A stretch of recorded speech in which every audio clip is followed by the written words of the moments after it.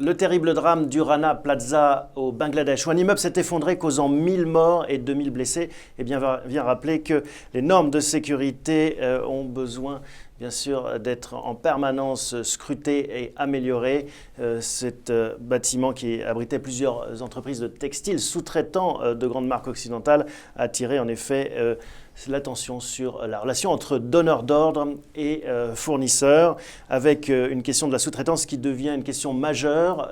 Beaucoup de pays, et en particulier la France et les pouvoirs publics, s'intéressent à cette question. Une loi s'intéressera en particulier à l'amélioration des relations avec une obligation de vigilance des multinationales vis-à-vis de leurs filiales et de leurs sous-traitants. Pour parler de ce sujet, on a le plaisir d'accueillir Monsieur Lee.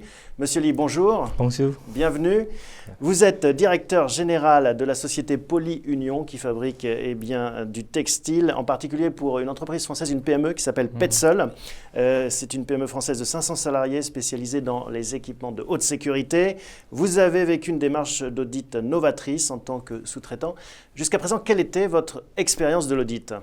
我们公司在这十几年来每一年都有2到3次的验厂，那很多品牌每一年都会重复的再来验厂，但是他们对我们来讲并没办法让我们实时做到这个验厂的标准，因为它里面有太多规则跟中国的法律有相抵触。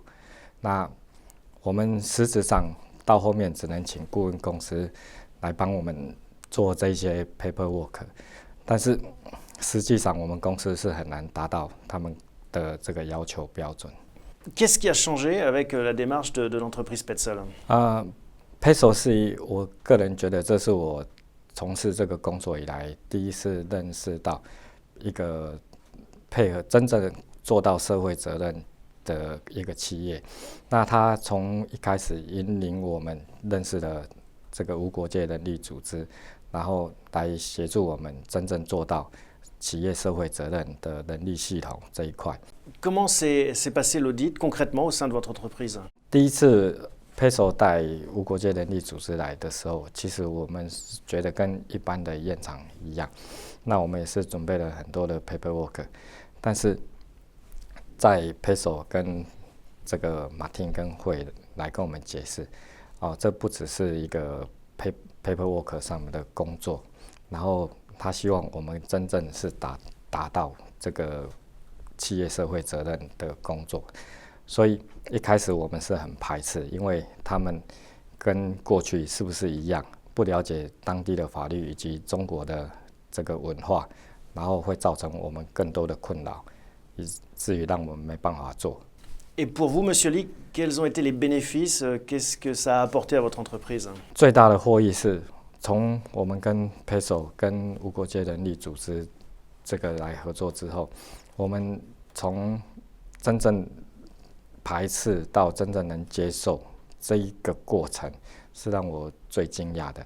因为我们过去只是认为说这个是要应付客户的验厂审计，但是我们在这里我们发现我们真的改变了，我们照顾了我们的员工，我们的员工生活条件以及工作环境以及健康安全都远远比我们过去提高了很多，这是我们感到最惊讶的，而且也最成功的。Pour vous, pourquoi est-ce que ça a marché? En fait, qu'est-ce qui explique ce succès, les facteurs de réussite? 所以他站在的是一个第三方的立场，他并不是以 Petzl 的立场来看待我们这个案子，也不是以我们厂方的立场来看待这个案子。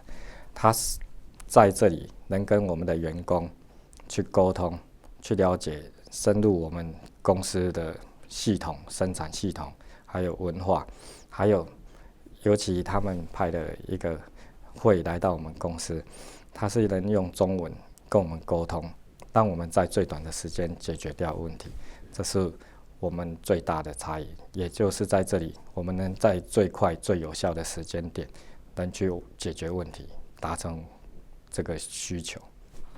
然后在第二点是我们在管理层在这个时间点刚好做了一个调整，我也利用这个时间再找一个公司能永续经营的一个方式。J'imagine que vous, Monsieur Li, vous discutez avec vos confrères à Shenzhen, d'autres chefs d'entreprise.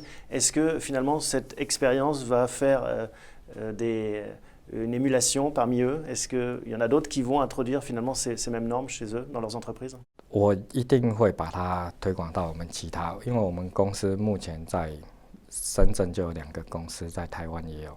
那目前我们在这一块，我觉得是最成功。我们来到深圳有25年，我们在寻找一个最佳的方式经营下去，所以我认为这个是我们永续经营的一个最佳的战略方法，这个也是我们会持续下去的。Merci Monsieur Li pour votre témoignage. 谢谢。Thank you.